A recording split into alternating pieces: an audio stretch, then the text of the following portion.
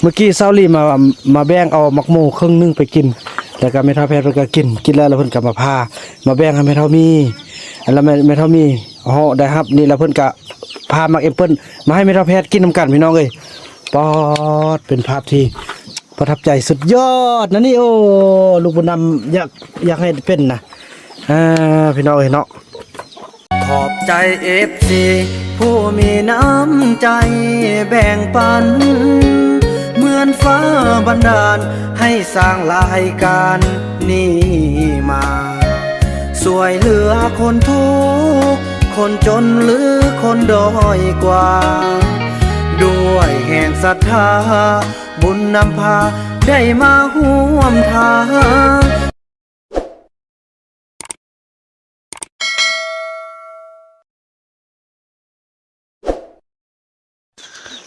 สบายดีท่านผู้ชมเนาะป้าดพี่น้องคลิปนี้มาพูดนำดีใจแท้ว่าพุ่นน่ะซ่องผู้เฒ่าเขาถือว่าเศร้าลีอีกเมื่อกี้เศร้าลีมาแบ่งเอามักโมครึ่งนึงไปกินแล้วก็แม่เฒ่าแพทย์เพิ่นก็กินแล้วเพิ่นก็มาแบ่งให้แม่เฒ่ามีอันแล้วแม่เฒ่ามีได้ครับนี่แล้วเพิ่นก็พามักแอปเปิ้ลมาให้แม่เฒ่าแพทย์กินนำกันพี่น้องเอ้ยปอดเป็นภาพที่ประทับใจสุดยอดนะนี่โอ้ลูกบุญนำอยากให้เป็นนะพี่น้องเอ้ยเนาะดีใจให้เห็นเขาเจ้ามีความฮักความแพงกันโดยไอ้ขี้โอขี้แม่กินเด้อนะโอ้ขอบใจเด้อโดยมักนี่นะเกาะมักไฟนะบ่มักไฟบ่อันไหนอันนี้นะโอ้แล้วเป็นมากแหละคุณลูกบ่ต้องปิดเด้อคิดว่าสุกเนาะมันแน่มันสุก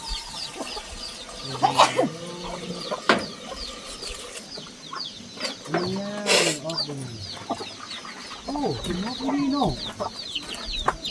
อย่าปิดเด้อให้ติดสุกเป็นแม่บอกเนี่ยแล้วเป็นพี่นางเป็นไรแล้วเนาะมาอยู่นี่เนาะหักเนาะ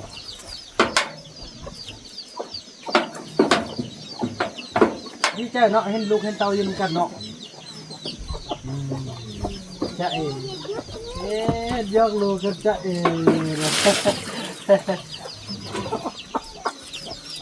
เอาตื้มบ่ลูกในพ่อจะเอาลูกตื้มบ่เอาที่ชายคนหนึ่งจอมไปเนาะเอาเธอจอมเอาพวกมันก็จะเอาลูกเนาะถ้าพวกที่ทันมันต้องเอาเด้อเอามั่งบุญเพื่อเฮาเนาะ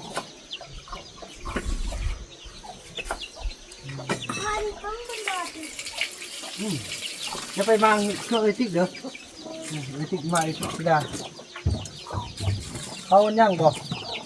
ย่างเราบ้านเราไปเอาเราเสียไปเอาคนแม่ก็เป็นน้ำก่อน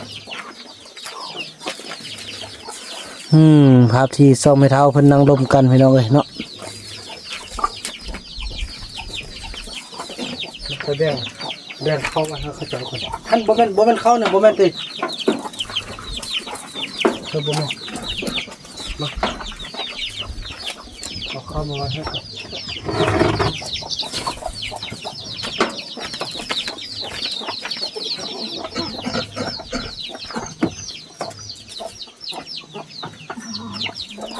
เจ้ามัดแล้วจะมันเริ่มเพื่อขนาดในบ้านเนี่ย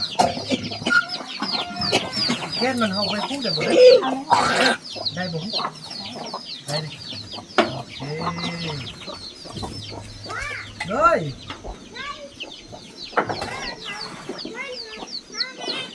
น่ะไล่ก็เอาเด้อโอ้ยนั่นก็ไอ้ยงไปเข้าห้องน้ำลูกไอ้โยงนะไอ้โยงก็นอนเฮือนทันไปเข้าห้องน้ำมันเด้อไม่เยอะเลยวันนี่นกไม่ตื่นแล้วไม่ตื่นแล้วนกเลยไล่นกเยอะมากเลยไปนกต้องไปว้าวโอ้ย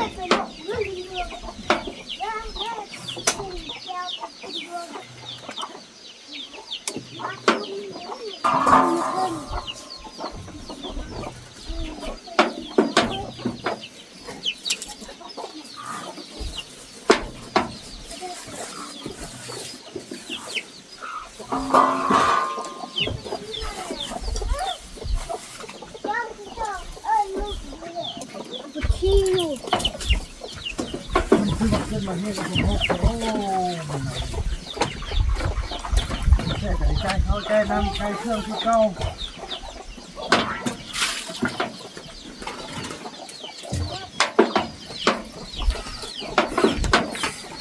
นี่เด้อเขาเอาไว้นี่เลยเด้อ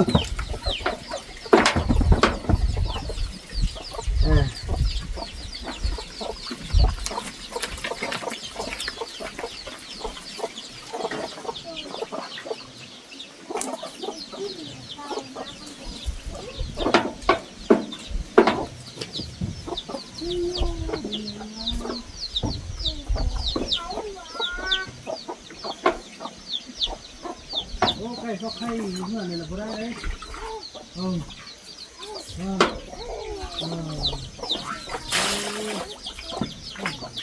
อย่าเอาเมื่อนี่ลง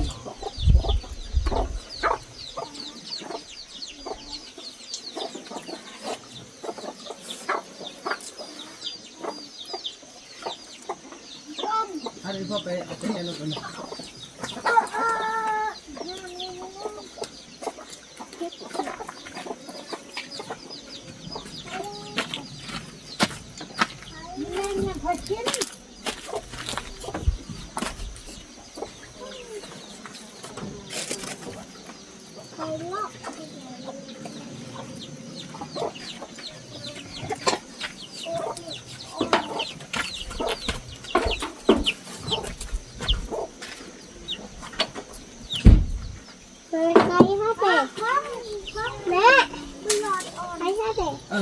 นี่เราดู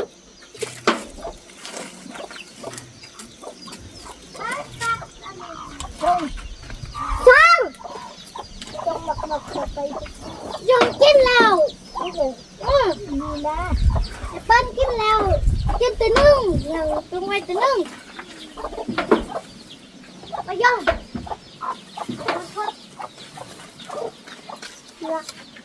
เลิกปิ้นมากเลยเด็กกูว่ากินไม่เกี่ยวโอเคป่ะย่องเลิกปิ้นมากอ่ะเอาถ้ามันมากแล้วจะมากินเรียกกาแฟป้าแดงนั่นแหละ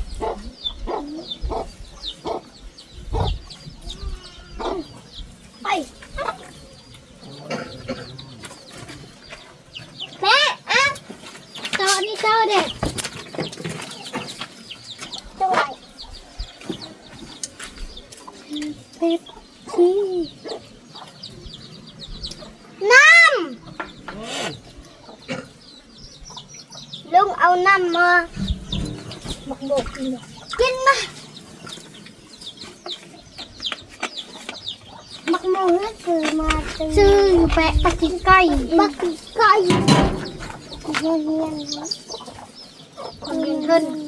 ฮียนเฮือนไทยนา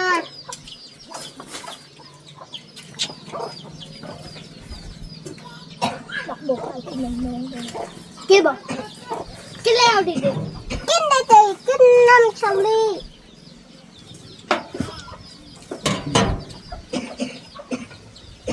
ยงกว่ามาย่ามักมอยใจ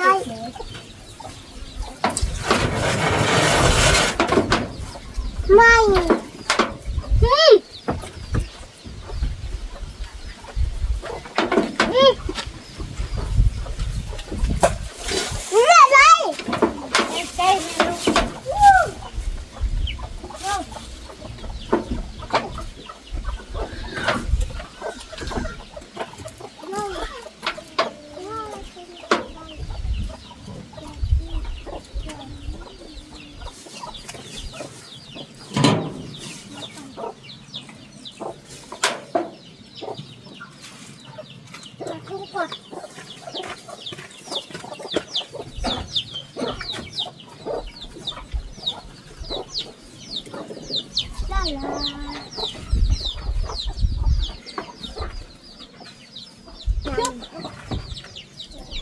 ตังน้อยบ้า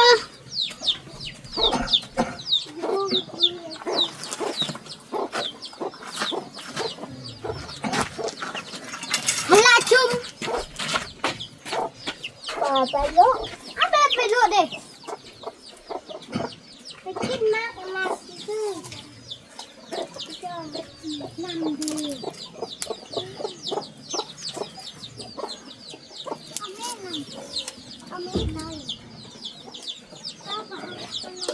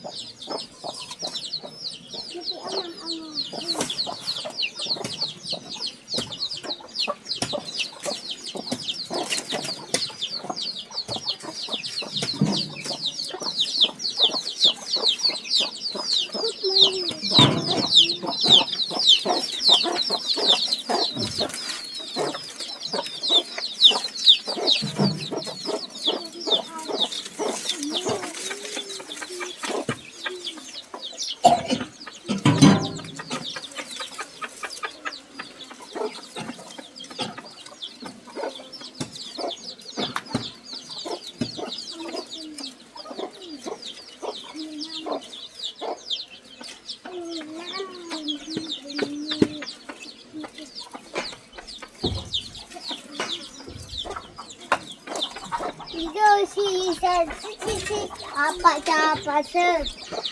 Duluan. Mbak. Ibu kin mati un.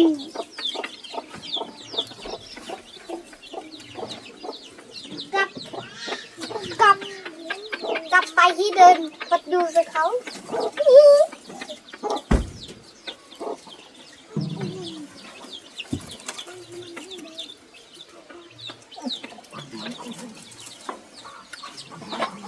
นี่ไปเอาบอกกินลูกอิ่มแล้ว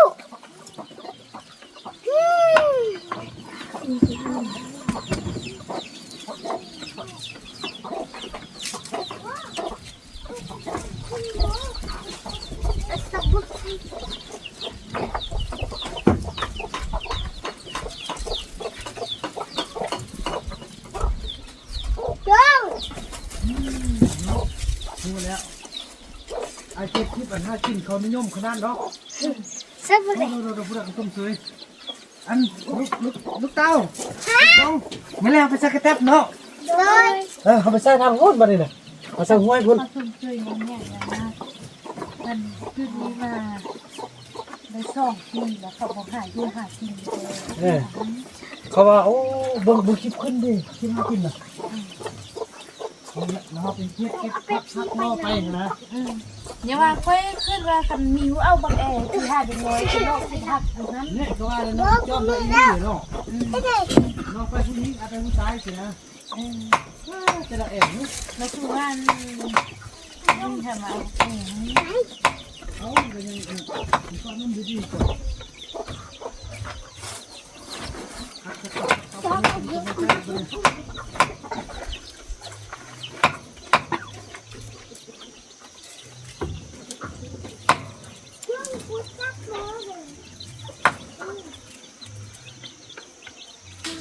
เพราะว่าอะไรคือ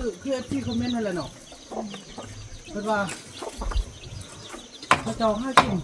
นี่เราซอสห้ากินให้มันเป็นแบบนั้นนะโอ้มีได้น้อยกินดอก แต่น้าน้อยมา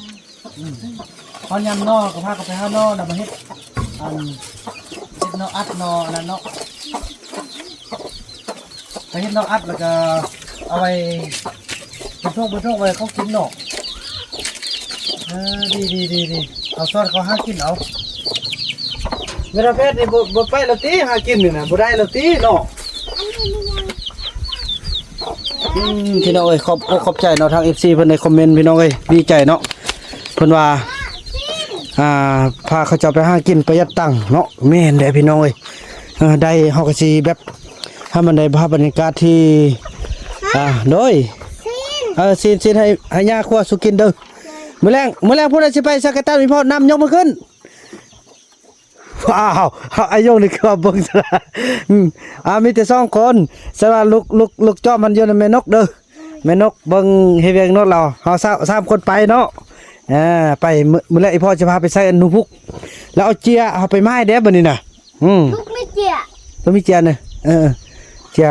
แล้วบัดนั้นอีพ่อสร้างโรงเรียนแล้วอีพ่อสิเอาของกินเอาขนมไปไว้อยู่โรงเรียนหันเทิงหันเด้อแล้วแต่ละมื้อขึ้นไปเฮียนอีพ่อไปได้คู่เด้อแล้วก็จ่ายขนมก่อนเนาะจ่ายขนมแล้วก็เฮียนหนังสือ เฮียนอีป้าเนาะเฮาก็เฮียนป้าเนาะ